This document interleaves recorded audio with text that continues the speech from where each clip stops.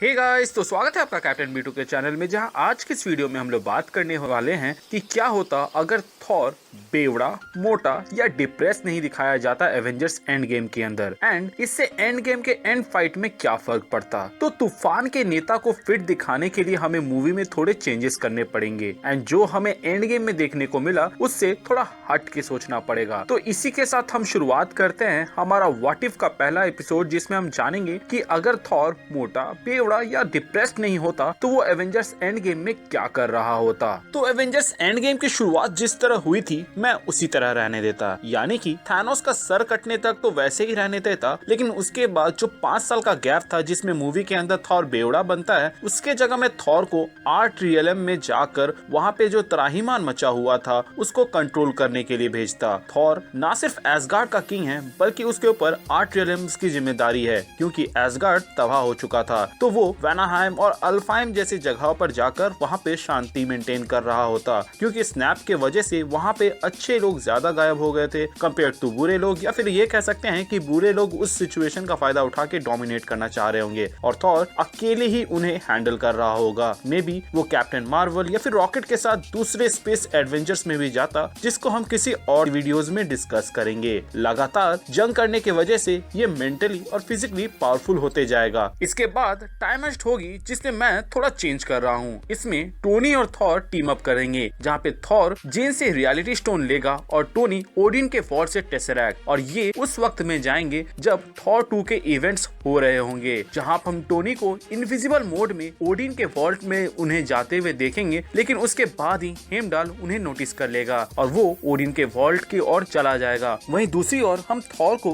2013 यानी कि थॉर 2 के इवेंट्स के दौरान जिस तरह थॉर दिख रहा था उसी तरह ड्रेसअप होकर वो जेन से मिलने जाएगा ताकि वो रियलिटी स्टोन ले सके। पर उससे मिलते ही थॉर के अंदर पुराना प्यार जाग उठेगा एंड हमें एक इमोशनल सीन देखने को मिल जाएगा, जहाँ थॉर बोलता है कि जब ये सब खत्म हो जाएगा तो मैं तुम्हारे पास वापस आऊंगा। यहाँ पर ये फ्यूचर वाला थॉर है, तो इसका कहने का मतलब ये है कि टाइम हाइस्ट और जब सब कुछ ठीक हो जाएगा तो ये वापस से जेन के पास जाएगा। ये चीज सिर्फ हम ऑडियंस को समझ में आएगी, क्योंकि उस जेन के हिसाब से तो ये उसी का टाइमलाइन वाला थॉर रहता है, जिससे वो कुछ पल आगे ही मिली। जिसके बाद से थॉर जेन का शरीर से रियलिटी स्टोन निकालने वाले डिवाइस को उसके बॉडी में इंजेक्ट करेगा और रियलिटी स्टोन वहाँ से निकाल कर चला जाएगा। मुझे मालूम है मूवी वाला सीन इससे ज्यादा बेटर था, क्योंकि मोटे, डिप्रेस्ड और रोतलू थॉर पर वो सूट करता था कि उसकी माँ उसे कुछ सलाह देती है और वो एक इमोशनल मूवी था। लेकिन अगर आप लोगों ने मेरी थॉर के ऊपर वाली वीडियो देखी है कि आप कैसे थॉर बन सकते हो, उससे क्या क्या सीख सकते हो, आपको मालूम होगा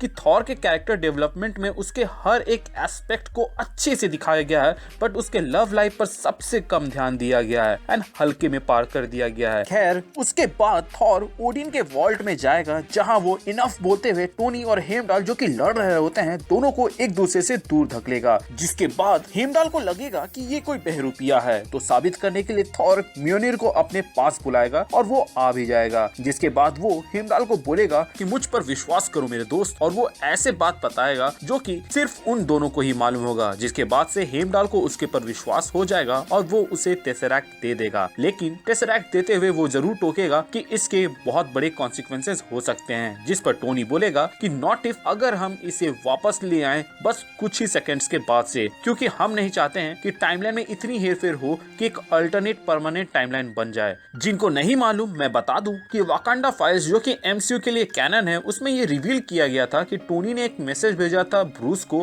कि मल्टीपल ब्रांचेस बन सकते हैं उनके इस इवेंट के वजह से, लेकिन वो 50% लोगों को वापस लाना ज्यादा जरूरी समझते थे और इस प्रॉब्लम को बाद में टैकल करेंगे ये सोचकर वो इस मिशन को अंजाम देते हैं। खैर, इसके बाद वो लोग वापस आएंगे, जहां वो कैप्टन मार्वल और थॉर बोलेंगे कि वो स्नैप करेंगे क्योंकि वो लोग इतने पावरफुल हैं। बट हल्क सामने आएगा और बोलेगा कि सारी जिंदगी मैं ये सोचता रहा कि उस गामा ब्लास्ट में मैं कैसे बच गया, एंड शायद ये उसका जवाब है। आगे वो थॉर को देखते हुए बोलेगा कि उस शिप में मैं थानोस को रोक नहीं पाया एंड आधे एसगार्डियन मारे गए। मुझे एक मौका दो खुद को साबित करने का। एंड वो स्नैप करेगा। उसके बाद जैसा मूवी में हुआ वैसा ही होगा। थॉर म्योनिर और स्टॉर्मब्रेकर के बदौलत थानोस को अच्छी टक्कर दे रहा होगा और उसकी आर्मी का भी अच्छा से सफाया कर रहा होगा। लेकिन सिचुएशन घूम फिर के वही हो जाएगी जहाँ पे थानोस के पास से टोनी अपने नैनोटेक सूट के बदौलत उसके गॉन्टलेट से इन्फिनिटी स्टोन को अपने सूट पे लेते। लेकिन यहाँ पर एक छोटा सा ट्विस्ट है।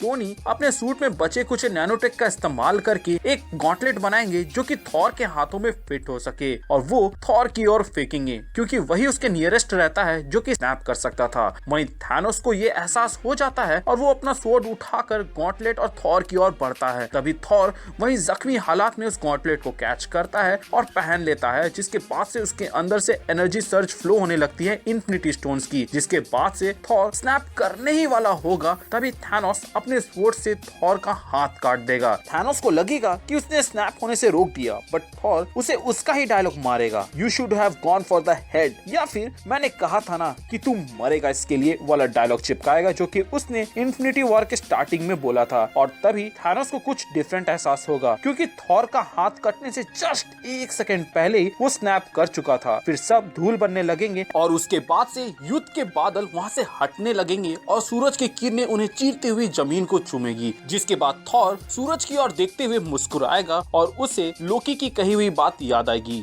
जो कि उसने कहा था, I assure you brother the sun will shine on sun again. And end में हमें टोनी के जगह ब्लैक विडो की डेथ सेरेमनी दिखाई जाएगी एंड इसी के साथ इन्फिनिटी सागा कंप्लीट होगी जहां थॉर एक बिगड़ेल राजकुमार से एक बेहतरीन और समझदार राजा बनता है। थॉर का एक हाथ खोना उसके लिए रिमाइंडर होगा इस बात का कि भविष्य में वो कभी अपने इमोशंस को उस पर हावी होकर वो गलत डिसीजन ना ले। इन्फिनिटी वॉर के अंदर एंडिंग तक उसकी आर्क परफेक्ट थी, बट थानोस के सीने में मारकर उसका जो कैरेक्टर डेवलपमेंट हुआ था वो सब फ्लश हो गया था, जिसको अच्छे से मैंने अपने पुराने वीडियो जिसमें मैंने how you can be Thor वाले में बताया हुआ है, तो आप उसे चेकआउट कर लीजिएगा तो आपको समझ में आएगा। इन्फिनिटी वॉर में सर की जगह सीने पे मारकर जो उसने गलती की थी उसकी भरपाई वो थानोस को दोबारा से रोककर और अपना हाथ गवा कर करेगा। वैसे वरी नॉट गाइस, कॉमिक्स में भी थॉर ने अपना हाथ खोया था जिसके जगह मैकेनिकल उरू आर्म ने लिया था जो कि बहुत ही कूल था। इस तरह ये अपने कॉमिक्स के काउंटर पार्ट को भी ट्रिब्यूट देता है। ये स्क्रिप्ट सिर्फ थॉर को मेन फोकस में रख कर बनाई गई थी क्योंकि बहुत लोग उसे मोटा देखकर खुश नहीं थे, प्लस बहुत लोग एक्सपेक्ट कर रहे थे कि थॉर इन सब को वापस लाता स्नैप करके, क्योंकि उसने ईगो और भावनाओं में बहकर थानोस के सीने पे अटैक किया था ताकि वो सिर्फ उसे वो डायलॉग बोल सके कि मैंने कहा था ना कि तू इसके लिए मरेगा, और इसी में थानोस को चांस मिल गया था स्नैप करने का। तो अगर आप चाहते हैं कि मैं ऐसे ही किसी और कैरेक्टर या टॉपिक को लेकर व्हाट इफ बनाऊं तो कमेंट सेक्शन में बताइएगा। कैप्टन मार्वल के ऊपर मैंने ऑलरेडी एक वीडियो निकाला हुआ है जो कि रीरिटन टाइटल के साथ आपको मिल जाएगा। जो लोग उसके रिप्रेजेंटेशन से खुश नहीं है वो उसे जरूर देखें ताकि वो आपको थोड़ा रिलेटेबल लगे। बाकी टोनी, कैप्टन स्पाइडी जैसे कैरेक्टर्स के ऊपर तो भर भर के वीडियोस आपको हमारे चैनल पे मिल जाएंगे, तो जो पसंद है उनके वीडियोस देख डालो। एंड ये वीडियो यहाँ तक जितने भी लोगों ने देखा है वो लोग टाइप करिए तूफान का नेता, ताकि मुझे पता चले कि किन किन लोगों ने यहाँ तक देखा है और मैं अटेंडेंस में प्रेजेंट मार सकूं।